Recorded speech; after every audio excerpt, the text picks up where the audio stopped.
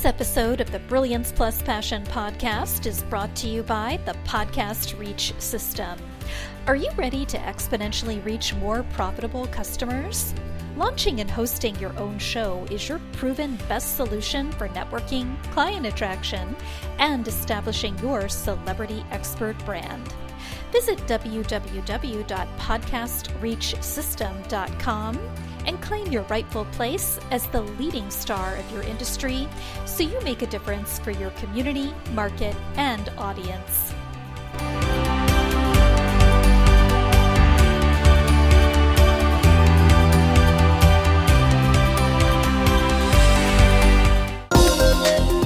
Welcome to the Brilliance Plus Passion podcast. Join us as we celebrate entrepreneurs, business creators, and brilliant minds who reveal what they are doing to make the world a better place by being part of it.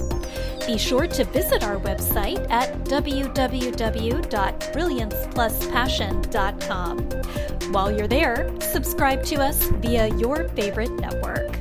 Now sit back, lean in, tune in, get your notepad and 2 pens ready, and let's get started. My name is Adam Homey. I am your host, and I am honored once again by your wise decision to tune in and invest in yourself today. As always, we have our co-host, Princess Alessandra. She's going to make absolutely no effort whatsoever to not interrupt us, but we'll soldier through anyway. Today, as always, we feature people who make the world a better place by being part of it and by their contributions to it. And today we have somebody I've wanted to speak with for more than a minute now. It's just a matter of making schedules align. So today we have with us Joscilynn Stachowiak, if I'm pronouncing that correctly. And she is the creator of the Game Changer Academy. So she has quite a story, and we're going to let her tell it. Joscilynn, welcome aboard. Hi, nice to meet everybody who is listening. And Adam, thank you for having me on here. Yes, I am so happy that our schedules aligned and that we can hop on together. But yes, I am the CEO and the founder of Game Changer Academy. I am super passionate about what I do and how I help people. I work primarily with people who are stressed out and workaholics, and we help them, yes, transform their body, but also transform their life, their mindset, their identity, so that they can live that best version of themselves. You know, the version of yourself that when you go to bed at night and you kind of close your eyes and you're sleeping and you're thinking about that right before you go to bed, that version. Because of that version, when you are the happiest and healthiest version of you, you're producing the best kind of impact in this world. Yeah, certainly. So beyond that, how else does your work make the world a better place for all of us, your clients, your customers, the world at large? Oh, gosh.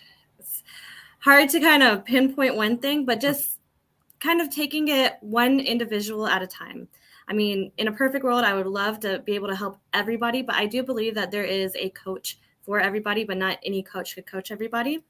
And I take it one individual at a time. I work with stressed out, busy people, because if we can just become the best version of ourselves, we're doing better things with our lives. We're helping more people. We are giving back to this world. Absolutely. So in your own words, what is it you actually do? I picked up your brand and I picked up that you coach people in health stuff, but if you can narrow that down for us. Yes. So it's a full fitness transformation from the nutrition to the workouts, but even more so in the mindset as well, which is a largely overlooked area when it comes to transforming your body, right? Learning how to shift your identity and your belief system to being that best version of yourself, that's the fittest version of yourself, who has a healthy relationship with food and who really just loves themselves as an individual. In your experience, what are some of the FAQs, the frequently asked questions? I can think of 1,000, but just tell us a few that you get from folks who see what you're doing and are considering possibly working with you. Gosh, I always get asking about if I'm a personal trainer. I'm not a personal trainer. I don't work in person. Everything I do is strictly online. And honestly, if you've ever worked with a personal trainer, and this is not a knock on personal trainers at all, but at a certain point, they're just watching you work out. You need more than the fitness. You need to also know how to understand nutrition and how to make it work for you. You need the structure around that. So that's exactly what I do. I provide personalized programming and tailor-made programs that really help people create, yes, that structure, but also to make it integrate into their lifestyle, not the other way around. Yeah. What are a couple things you wish people would ask? What do I wish people would ask? Gosh, I guess it would be more so like asking themselves, because I like to dig really deep into the deep motivation behind why transforming your life is important in your body. So I always would love for someone to come to the call or talking to me already asking themselves these questions. What is it that's important to me about hitting like your goal? What is your most important goal that you have? The second question is, am I coachable? Am I coming to this as like a know-it-all and I'm just going to be like, no, we got to do it exactly this way? Or are you going to come from a place of beginnership and learn?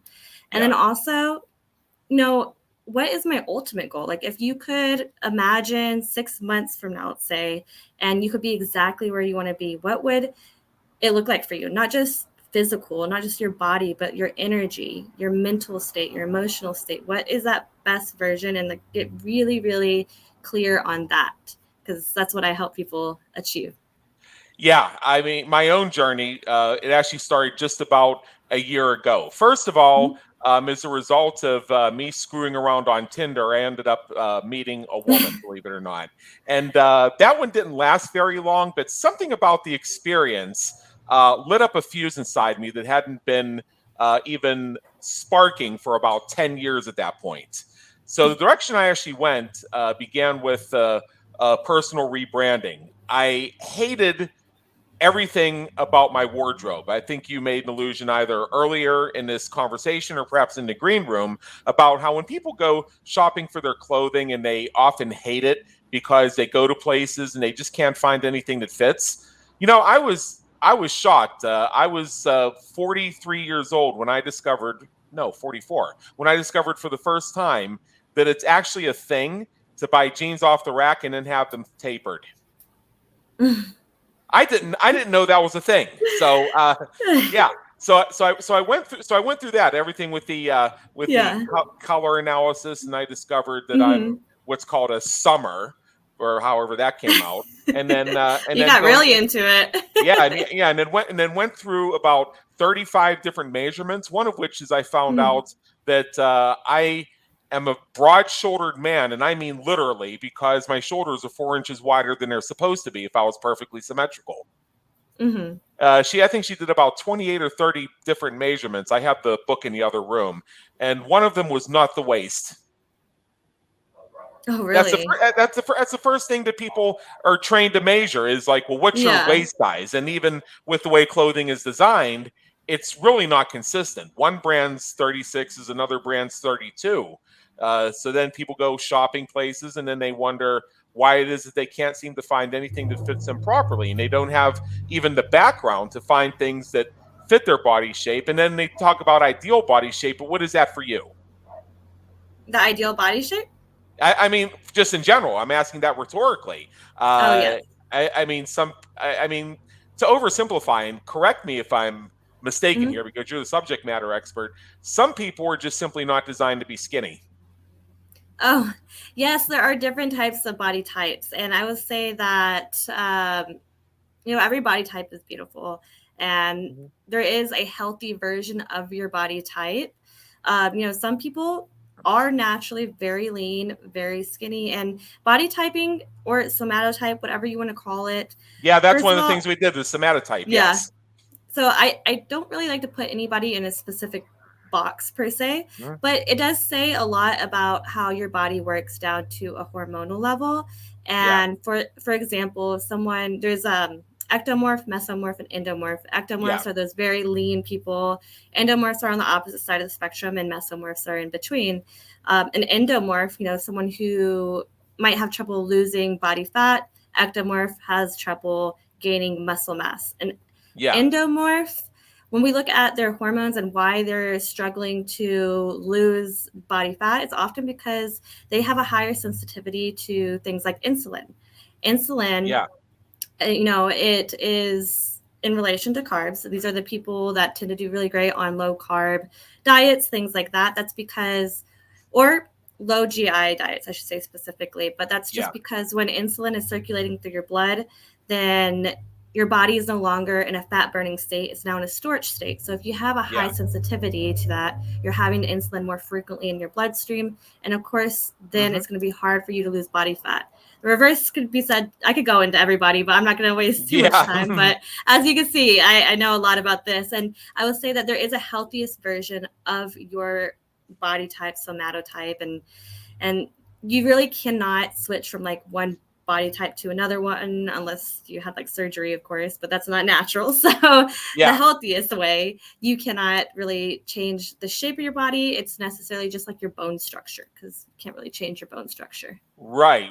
Now, I've heard the whole thing that the idea of being big boned is a myth, but I don't think it's exactly a myth. What I do know through genetic analysis is I'm not predisposed to be lean.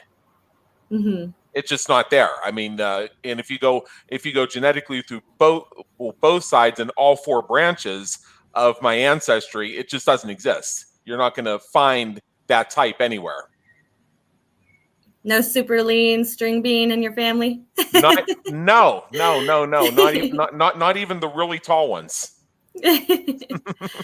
Probably come from like some sort of like Viking background, big guys or something.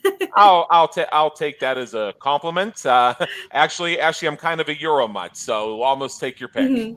Yeah. Okay. Anywhere in there. Mm-hmm. Yeah. So now's the part where we shift gears and we get to know more about Joscilynn as an individual. So we have a few fun questions along these lines, and the first is, what would people who know you be surprised to learn about you? I would say not a lot of people know of my life before starting Game Change. And something about me, I used to be a bartender for 8 years. But before that, actually, when I graduated college, and this might be even more fun fact for listeners, is I actually up and moved to South America because I was just like, I didn't even know any Spanish. I'm just like, I'm going to figure it out. And I went to Peru, and it was amazing. I got really involved in the community there, helped build some hospitals, and really discovered that's where I discovered my passion for helping people. And ultimately, my long-term goal is I want to become a philanthropist. And I really do want to do a lot of nonprofit work and, be a speaker around that. But I would say it's not too far off from people will be like, I could see her doing that, but maybe they didn't know too much what led to that spark originally. Wow, that is quite a thing. For some reason, I both can and can't imagine you as a bartender. Yeah. That honestly feels like another lifetime, just because I was like, that was like a totally different version of Joscilynn, but much more. I was still the same person, just a little less cursing. Yes. Well, so this reminds me. Somebody told me once that use of profanity is a sign of a lack of intelligence. I've been pondering it for years, and I can't figure out what the fuck they were saying. I actually heard the opposite recently, that it's a trait of high achievers. Oh, it is. I'm okay. That having a more nocturnal lifestyle and being not exactly the most neat, organized person when it comes to your living space. So I'm 3 out of 3. All right. Gosh, my place is, if you saw it, it's insanely organized. You'd probably think I was a serial killer. Everything's color coded. You just moved there and you just got a couch. Give it time. That's true. That's very true. I'm getting ready to move myself, so I get to go through what you recently went through. So anyway, what do you hope people say about you when you're not around to hear it? Well, honestly, I don't want to come off and be cliche, like I don't care what people think about me kind of thing, but it took a lot of self-work to get me to this place, because I used to be someone who strongly cared about what people thought about me. I was a huge people pleaser, and Uh-huh. and it just kind of goes hand in hand and along with my journey. And I struggled with a lot of things around eating disorders, and obviously that's a lot of work on yourself, but it took a lot to get to this point. I don't necessarily care, but if they had to say anything, I would just want them to see how passionate I am, and just know that I'm true and authentic into what I do, and I just give it all in whatever I pursue. Fantastic. If you could go back in time and change one thing you've done, one thing you've experienced, one thing that happened, what would it be and why? Going again into like, oh, it wouldn't be anything, coming off Uh, cliche. But the reason why I say that is just because I am truly happy with who I am as a human being. And I'm like, if I would have changed anything, maybe I wouldn't be exactly where I'm at. Everybody has a path, and we all have different obstacles on our own path, even with fitness, even with personal, just finding your place in this world type of journey. It's all meant to teach us a lesson. So yeah. even some of the stuff that is probably not the brightest times in my life, looking back, I wouldn't have changed it, because something that you learn as you become more and more of a high energy person is that your past changes. It no longer Yeah. becomes this thing that is negative. When you think about it, it actually kind of like motivates you and pushes you to drive and push forward. Yeah. What famous person, alive or dead, would you like to meet? And if you had the opportunity, what question would you have for them? So I wouldn't necessarily have a question, but I would definitely like to observe like some of these famous religious leaders, just because I'm just like, I would like to see what they were really like, because Yeah. we have so many books about them. But like, what were they really like? What was Jesus like? What was Uh-huh. Gandhi like? What was Buddha? I would just like to like observe them. Yeah. Well, if this was the Family Feud, the number one answer would be Jesus Christ.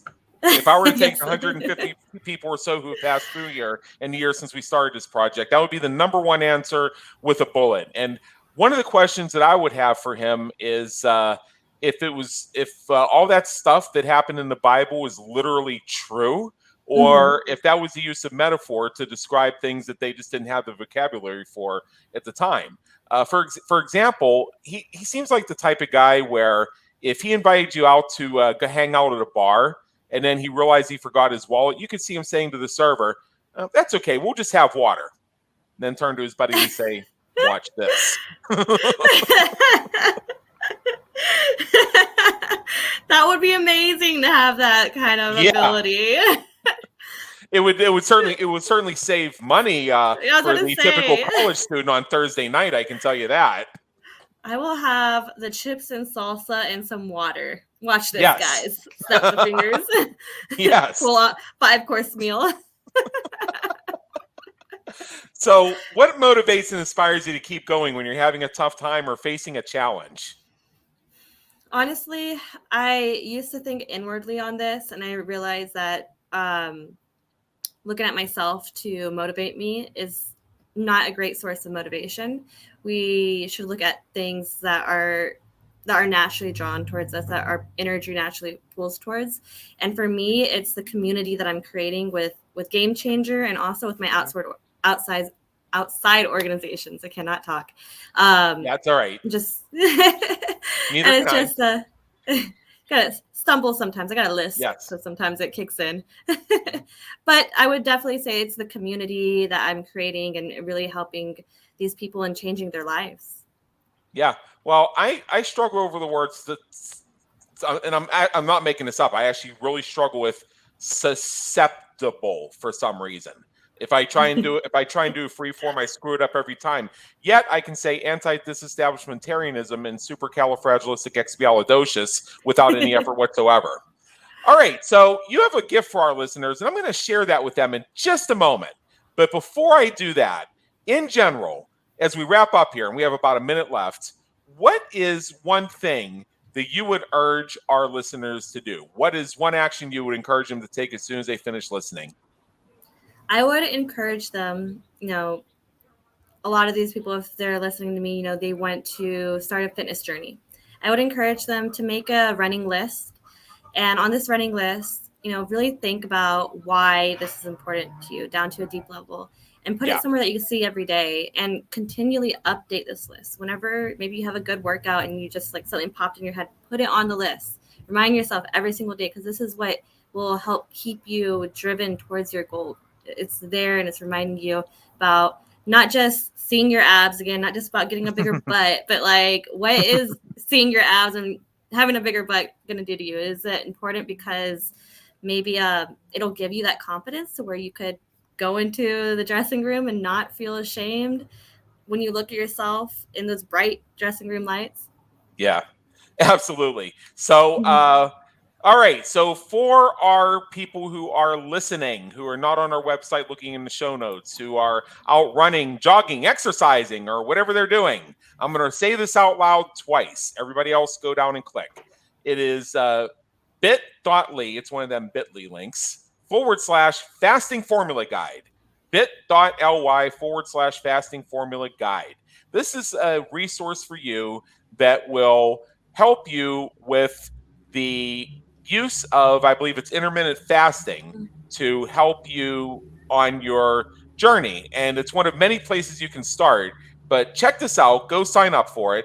Download it for yourself. It's a real simple application. I think it takes like 10 seconds to fill out. And then see how that resonates with you and how it can benefit you. And with that, Joscilynn, thank you so much for being with us today. It's been an honor, and believe me, an education. Thank you for having me, Adam. And it was great hopping on here and giving any kind of value that I can to your guests. Thank you for tuning into the Brilliance Plus Passion podcast, where we celebrate entrepreneurs, business creators, and brilliant minds who are making a difference for their community, market, and audience. Remember to visit our website at www.brilliancepluspassion.com and enjoy even more great episodes like this one. Again, while you're here, subscribe to us via your favorite network. We look forward to seeing you next time on the Brilliance Plus Passion podcast.